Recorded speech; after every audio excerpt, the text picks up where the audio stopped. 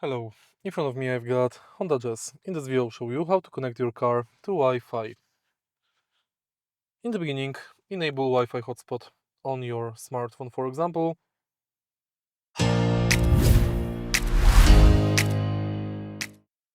And then go to General Settings and Connections. Enter Wi-Fi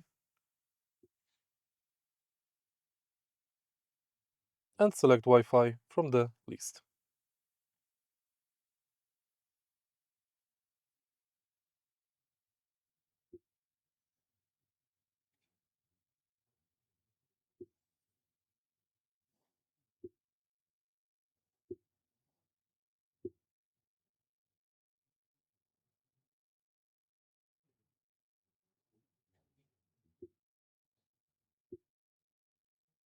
You can also add the network manually.